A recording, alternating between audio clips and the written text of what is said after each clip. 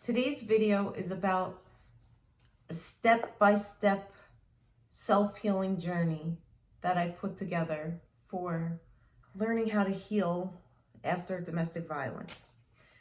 So as I mentioned, I ran through this video earlier and it did not record for some reason or another. So I'll have to go through this again, which makes me feel a little bit overwhelmed and frustrated, but I'll try to keep on point with my video. Before I get started, I just want to say that my name is Andrea and I am a domestic violence survivor. I'm here to share my experiences and my knowledge on what it is that I know from domestic violence and just spread awareness out there. I just would love to be a leader of domestic violence and be able to bring people out of that type of situation. Later, after I review my step-by-step process and tips on healing from domestic violence, I'd like to review a book with everyone, and I feel that this book is very helpful. It's going to be something that would be helpful for healing from domestic violence. So let me get started. I wrote down a couple of points that I believe would be helpful in healing or self-healing through a step-by-step journey. I call it a journey because I believe that a process or an overnight healing or self-healing is just not possible. Not when you're coming from domestic violence. So I will get started, and these would be a couple of tips for the self-healing process or journey. The first thing is to create patience within the self. Creating patience within the self and holding to that patience just gives you the opportunity to learn and to see through and feel through and think through, but mostly feel through your experience of what it is you've been through or what you're trying to move past. So you feel as if you're becoming a survivor and that you're not still stuck in that that frame of or that mindset of a victim. Patience would be the first thing that I would suggest. The second thing I would suggest is knowing patterns. Knowing that in a domestic violent relationship, feel through the patterns or think through your patterns. For me, when I think through from my late teens, like 19, 20 years old until now, which I'm 44, so 20 plus years of dating and also being married. Thinking through all of the relationships, I feel that given all that I've been studying and learning, yes, I've been through abusive relationships, but a big part of that, or a big denominator to that, was my own self. And not necessarily saying that I was an abuser. What I'm saying is I was never whole and complete. So I never sorry, I had an itchy nose. So through my relationships, I feel that I was never enough. And not feeling that you're ever enough brings your self-esteem very low, and it brings your self-worth very low. It makes you feel shameful, and it doesn't allow you to progress or move forward with yourself because you always feel like it's your fault or you're the one to blame. Which, on that note, leads me into number 3. So right now we have patience, patterns. The third thing was shame and healing your low self-esteem by healing shame and getting past shame, and also gaining self-confidence and bringing up the positivity on the self-esteem. So you want to pull yourself away from that negativity and pull yourself into the positivity mindset. So those are the three things. So we're going to say, again, it's patience for yourself, patterns to recognize the patterns of yourself as recognizing the patterns of abusive partners or domestic violence, as I would say, so you can understand those patterns. The next thing would be bringing yourself out of shame and being learning worthiness of yourself. Then we're going to go into the fourth thing would be, don't blame yourself for the abuse. Not blaming yourself for the abuse is a good way to get over the abusive patterns of what men, specifically in this case, because that's what I've dealt with, but men are aggressive at you for, or that they do gaslighting, or they switch the blame to you to make you feel like you're the reason that the relationship isn't working, or you're the problem, or you're the one with issues, because they do affect yourself and your self-esteem. So they make you feel worthless, or they make you feel worthless, and then that worthlessness makes you feel like you're not enough. And being not enough, it's just a cycle. It just goes through a vicious cycle. And then because you're not enough, you don't stand up for yourself. And because you don't stand up for yourself, then that abusive partner just takes more and more advantage of you. So that's another thing, is you don't want to blame yourself for the abuse. Another thing you would like, I think that you should do for yourself is be single. Go through the healing process. Don't jump into another relationship looking for love or looking for something from the outside, because love doesn't begin with the outside world. Love begins with the self.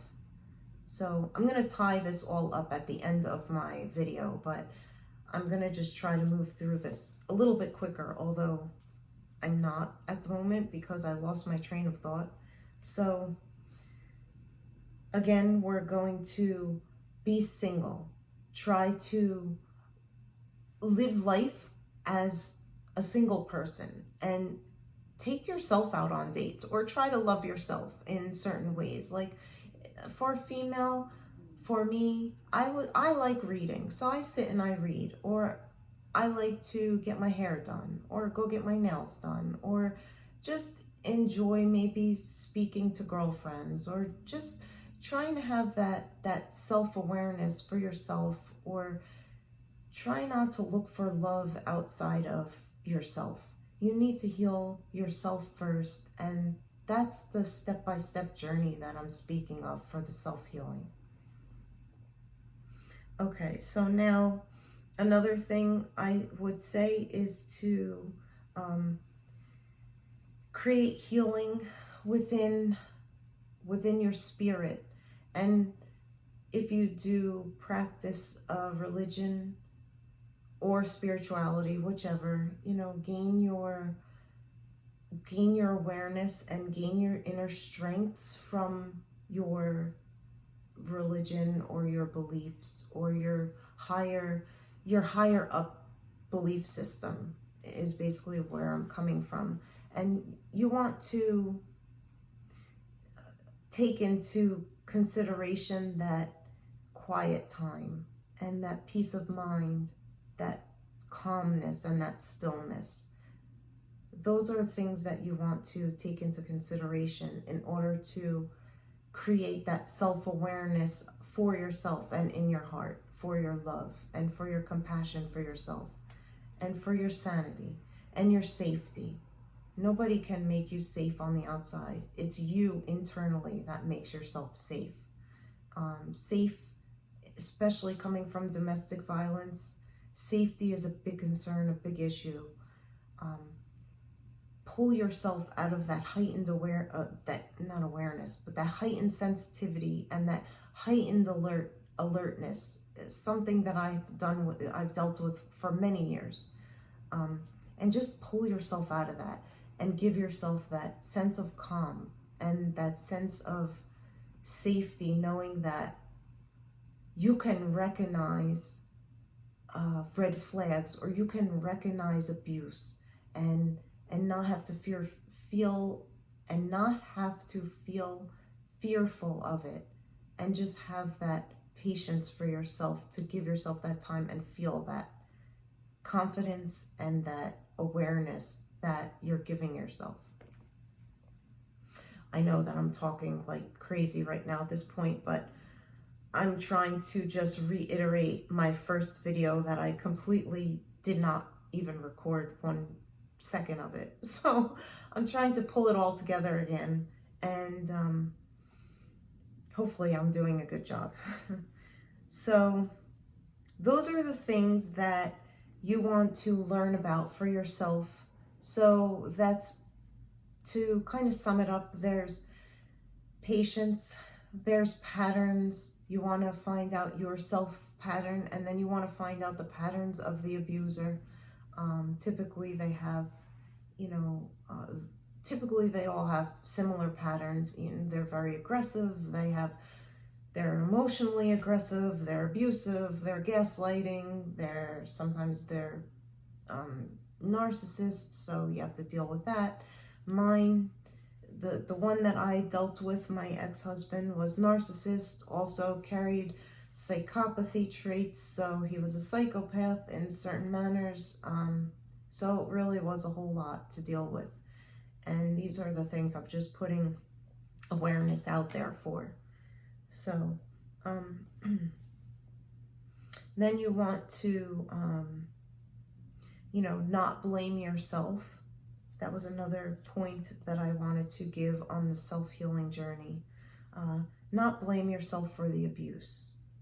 You also want to live as a single person and focus on the self and your self-healing. And then you also want to focus on your spirituality or your religious beliefs, or even if you don't have religious beliefs or spirituality and you do meditation, just give yourself that time of quiet time and that time of silence and that time of inner reflection to feel what it is you're feeling inside and learn from it in the process of the self-healing journey. I guess I keep saying process and journey, but it really is a journey for me. So I'm giving myself that time now. So it's been a long process, but not as long as I thought it was going to be. My process of healing has been 1.5 years now, but I've been coming through it and feeling really positive with the outcome so far. So I hope that this is what I can do for you. In the meantime, what I'd like to do is just jump into this book that I've picked up and I read. I got it through Amazon, and I will put a link below. I do get a small commission for it, so through Amazon. So being an Amazon affiliate, I gain a small commission through the books that I recommend. And it just helps me to put that little bit of money towards some newer books where I can read and put some more information out there. Again, this book is called The Gifts of Imperfection by Brené Brown, and there are many quotes in here that I'd like to go over. I am going to go over it fairly quickly though this time around. The first time I think I took a little longer doing it, but this time around I'd like to move quicker through it. And it's about becoming, or it's a guide to a wholehearted living and becoming more aware of the self.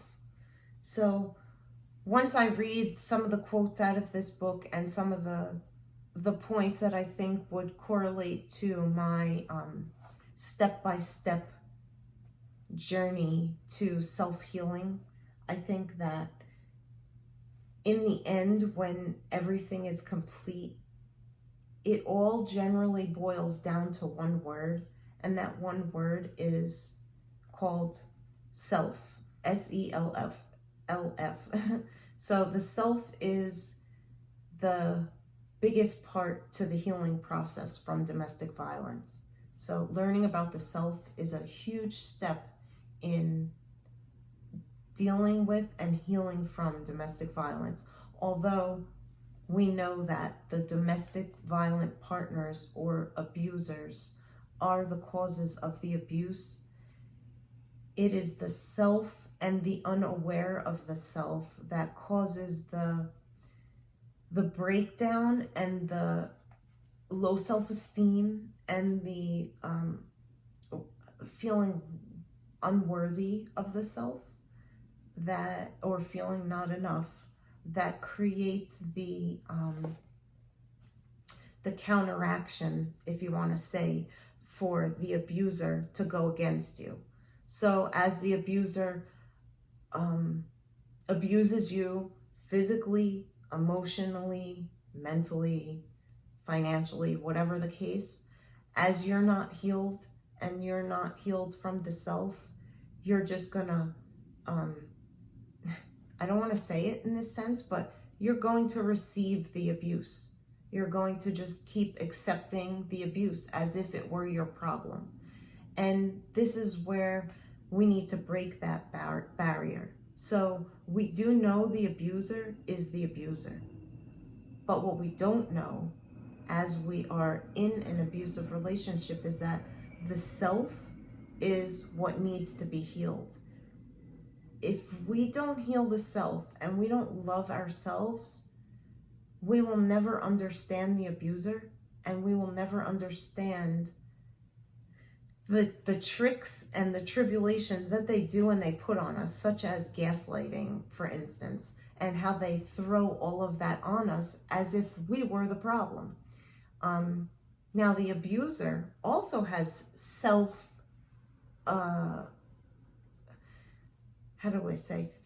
problems where they need to heal for themselves, but we're not speaking of working to heal the abuser. We're just working to heal for ourselves. So if an abuser is an abuser, they're going to have to take a route for themselves on how to heal. If that's their case, they're going to have to go through therapy and go through whatever it is they need to go through. But it's the same thing. If they don't go through that healing process or the self-awareness and the self-healing, they're just always going to be an abuser.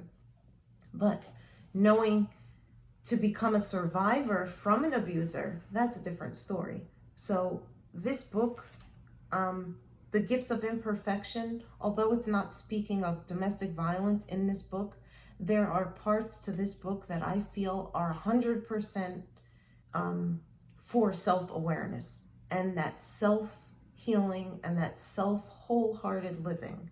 And now I'd like to just pull out a couple of those quotes that I feel correlate with me, and I'm sure any of those who are out there will feel the same if you feel the same things that I've been through and the things that I've mentioned earlier. So the first thing I'd like to speak of in one of the chapters is Brené Brown speaks of shame and how to practice worthiness in yourself. So the quote says, "Practicing courage, compassion, and connection in our daily lives is how we cultivate worthiness." So the key word here is practice. What she's trying to say is we're always going to feel shameful. And shameful comes from the outside. It comes from the inside, but it also comes from the outside of what people perceive of you and what they think of you. In reality, you don't want to feel shame. So to not feel that shame or to feel enough or that you're worthy enough, you just have to get over the fear of what people think of you. and you are who you are. That's something that I learned about myself. For instance, an example of shame is when I put out my first videos on my channel. I was deathly afraid to put out any kind of video because number one, it wasn't perfect enough. And number two, shameful of what it is that I've been through. But being that I speak of this shame and I speak of my situation that I've been through, and I speak of abuse, and I speak of my domestic violence that has been a nightmare to say, not anymore, but what has been my past, now my past, just helps me to bring awareness to myself and helps me to not care what people think. And that's a big part of growing within the self and healing yourself, is not caring what people think.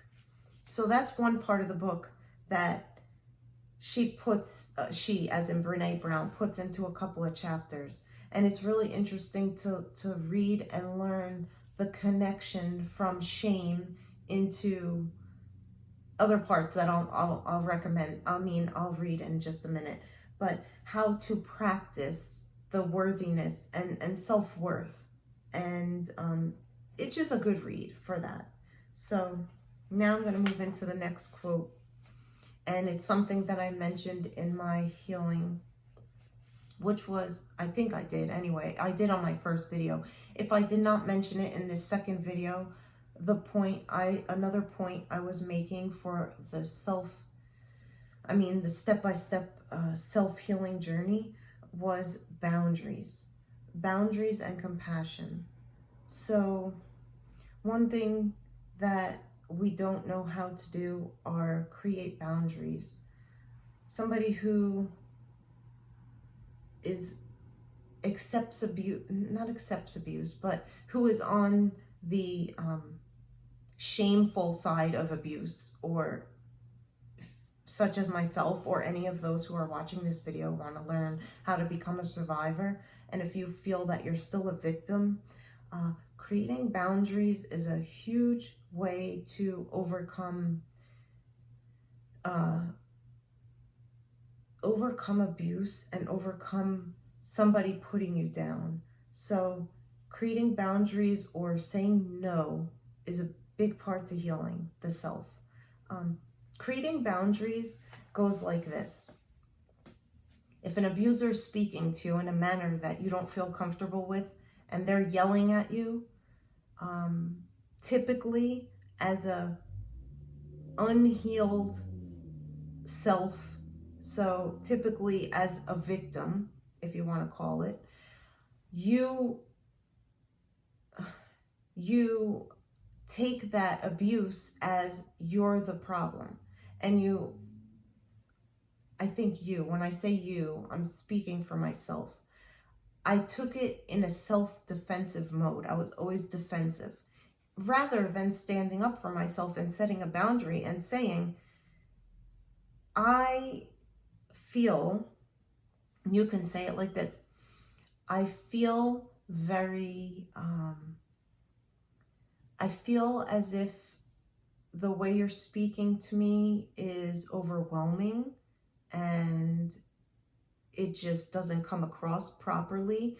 I would appreciate if maybe you could speak to me in a manner that is a different tone. Maybe don't yell. Maybe don't speak to me in a yelling manner, possibly. I don't know how you can say it to an abuser, because an abuser is going to be an abuser. But just in general, when you want to set boundaries, you want to speak for yourself and what it is you feel.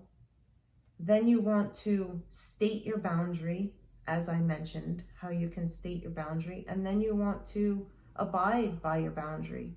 And if the person doesn't want to listen to you of how they should speak to you, then you just let them know, well, I don't want to speak to you at this time, and I'm not going to speak to you until you are able to speak to me on a level-headed manner.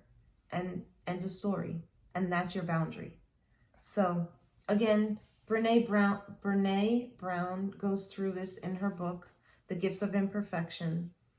And she will go over how, how to create your boundaries and the things about boundaries and how to heal yourself. And during the healing of the self, when you're creating those boundaries, it kind of all correlates to one another.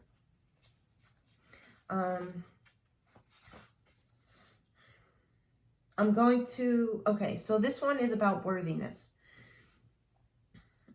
This quote says, when we can let go of let me back up a minute. Let me start at this part.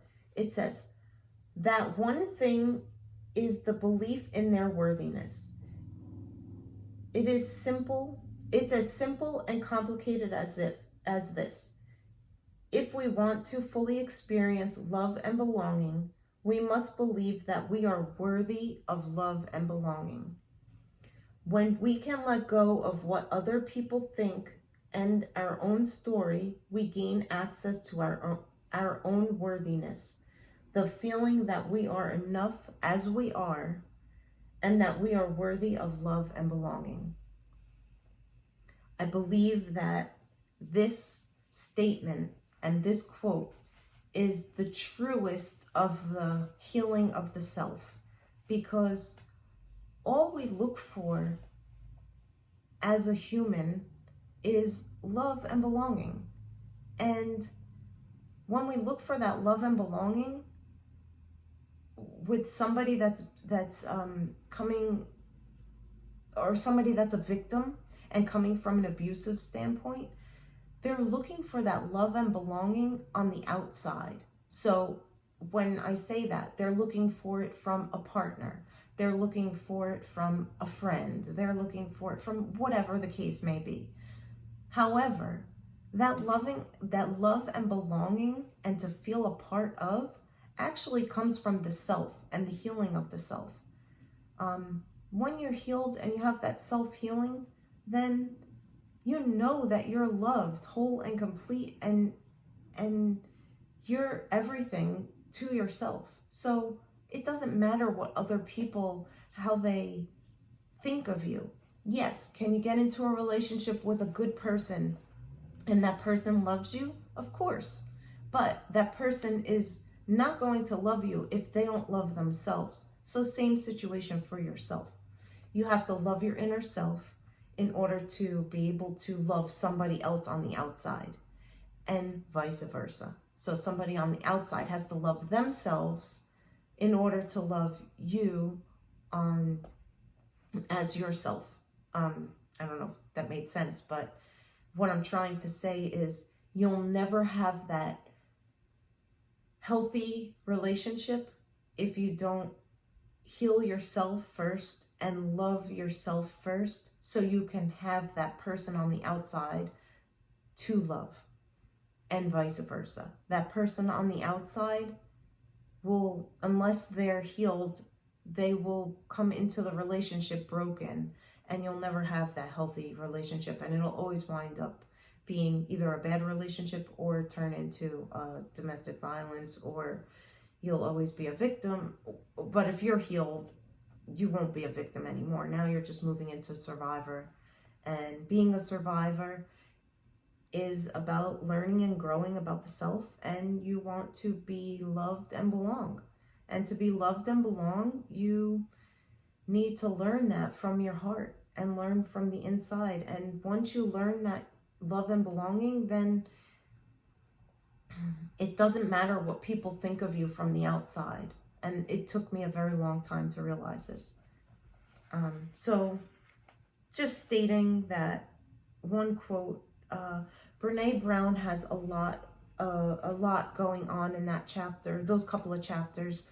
So that's a good point in this book to pretty much use for the self-healing, and use it in correlation to domestic violence, so you can heal yourself. And I'm going to move on to a couple of other quotes because I know that I'm just getting into a lot of talking. Another couple of chapters she speaks of is shame and how shame equals fear. fear of, as I mentioned earlier, what other people think of you, or what the outside world thinks of you, or you've been in an abusive relationship or coming out of domestic violent relationship and you're afraid to speak of it. Well, for me, I owned my story. I speak of it. It helps me get through. It's actually like therapy. Me speaking my truth is me giving therapy to myself, pretty much. And speaking on these videos is just, I'm speaking to myself. I mean, when I speak to anyone out there, I'm also learning for myself the same thing. So I do not want to live in fear anymore. I do not want to live in that high alert feeling. I do not want to live in that look over my shoulder every second type of mindset or feeling.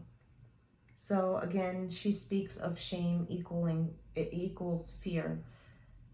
Not necessarily in a domestic violence standpoint, but I do think that this book has a whole lot of information to self-healing, and from that self-healing, a lot of it does have to do with coming from a domestic violence situation or abusive situation. In these chapters, Brené Brown speaks of perfectionism. I'm just going to read a few quick quotes here about perfectionism. Perfectionism equals so my therapist told me like this: perfectionism equals codependency, and codependency equals shame. To sum all that up very quickly, because it does get complicated because there are very different terms. However, all of it kind of blends into one another. So perfectionism is about always trying to make everything perfect. Codependency is when you are trying to create a perfect life on the outside, and you just put all your time and energy and efforts into healing not yourself, but the outside entity, which could be a domestic violent partner or an abusive partner. So you're always trying to heal that partner in certain ways. Maybe they're an alcoholic and you're always trying to heal them and heal their alcoholism or whatever it is that they do. That also ties in shame. That shame ties in because you're trying to create a perfect world when in fact you don't live in a perfect world, or your relationship is not perfect. So it all kind of ties into one another. And anyway, so Brené Brown speaks of that in this book. Not necessarily codependency, but I'm speaking of codependency through my therapist. But it's similar. It's very similar. Perfectionism is not the same thing as striving to be your best. Perfectionism is not self-improvement. Perfectionism is self-destructive and an addictive belief system that fuels our every primary thought. And here are some primary thoughts examples. If I look perfect, lived perfectly, and do everything perfectly, I can avoid or minimize the painful feeling of shame, judgment, and blame. Well, basically that whole paragraph ties into codependency in a certain sense of what my therapist had taught me. So I speak of codependency in other videos, but in this one, I'm just focusing on this book about the Gifts of Imperfection and what Brené Brown speaks of and how it all ties into domestic violence for me. Another quote for perfectionism: perfectionism is self-destructive simply because there is no such thing as perfect. If we could learn in this world that there is no such thing as perfect, then we can certainly heal ourselves and pull ourselves from the feeling of shame or the feeling of victim or victimization or anything to that manner. Perfectionism is addictive because when we invariably do experience shame, judgment, and blame, we often believe it's because we weren't perfect enough. And again, as I mentioned, that kind of ties in codependency as well. Feeling shamed, judged, and blamed, and fear of these feelings are realities of the human experience. Perfectionism actually increases the odds that we'll experience these painful emotions and often leads to self-blame. It's my fault. So that is one thing that I mentioned earlier in my step-by-step self-healing journey, was how not to blame the self.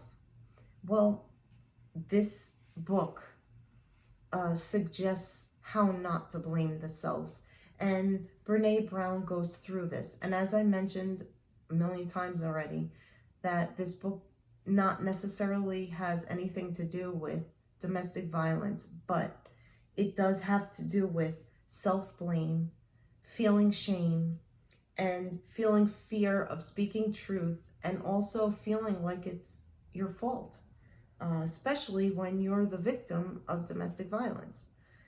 So you want to overcome that feeling and overcome perfectionism and bring yourself out into the light and stop living in the darkness. You do want to be a survivor and not a victim anymore.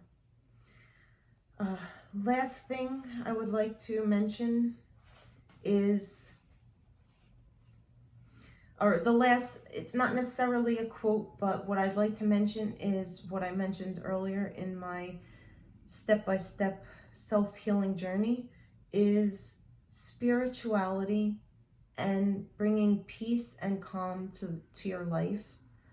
Bringing that spirituality, or even if you believe in God or any religion, bringing that into your life and taking that time for that self-reflection is a big part of learning and loving the self and gaining self-knowledge and just creating that self, as I mentioned earlier, that inner self and inner peace, and creating that wholesome worthiness and being enough. That is exactly what Brené Brown mentions throughout this whole entire book. I'll mention this last thing about Brené Brown. And in the last chapter of her book, she mentions how she met a woman in one of her speaking events. And the woman just mentioned to her about Brené Brown, how she just seemed like a very normal, everyday person. A mom, took care of her children, that type of thing. And what Brené Brown writes here, I thought was very interesting. And this will tie into my whole video. So she says, so the woman asked Brené Brown about her, and she was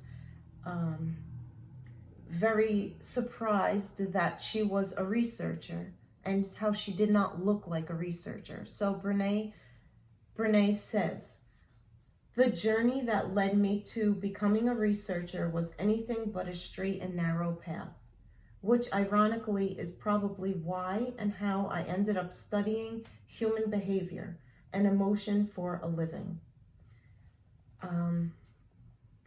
She just mentions how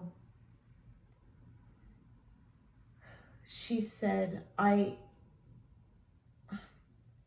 mentions how she is, how she ended up studying human behavior and emotion for a living. So pretty much to tie the book into my step-by-step self-healing journey is everybody in life, that's what we are as human beings. We want to be loved and accepted as a human being. And to be loved and accepted as a human being, Brené Brown speaks of all different types of people and cultures and religions and spirituality and nationalities and races and everything she speaks of in this book, and ties it all together. And it all comes down to one thing. It all comes down to the healing of the self. So one word, 4 letters, S-E-L-F, simple, self. It's all about healing the self, learning the self, accepting the self.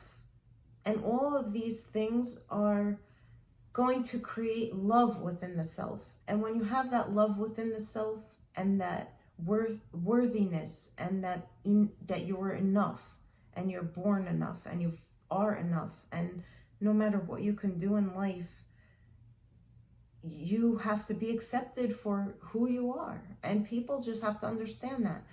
That will bring love into your life the proper way and the correct way. And eventually down the line, you grow into a survivor. And as you learn becoming a survivor, if you have children, you raise your children to be self-worthy and learn about themselves, and then move into, if it's your time and you feel that you're ready for a relationship, and you move into a very healthy relationship, because now you know what it is, what you're going to look for, and the red flags which you'll see and you won't accept into your new self and your new healing and your healing from your journey. So I just like to say one more time that I hope you do find your healing and your journey to healing of yourself very helpful, from what it is that I brought to awareness to you.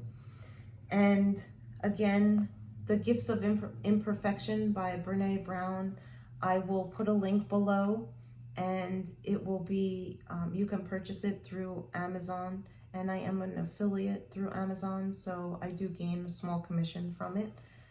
And again, I just think that the big journey is going to be a process. It's going to be a journey. It's going to take some time and patience. You will get there over time and patience.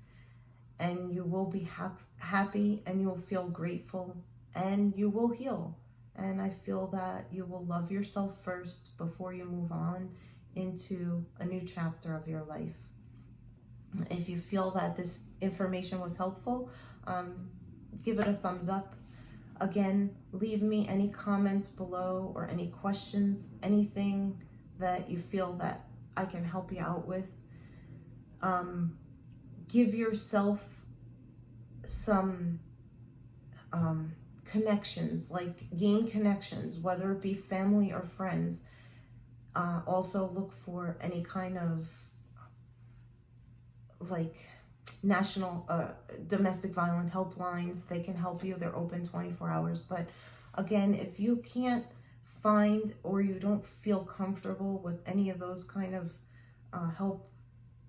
national helplines or domestic violence helplines or anything like that, I would be more than willing to answer any kind of questions or respond to any comments if you don't have that good support system behind you and you feel that you're alone. It's hurtful to feel alone and feel like nobody's there for you, but I am willing to help you out in any way that I can.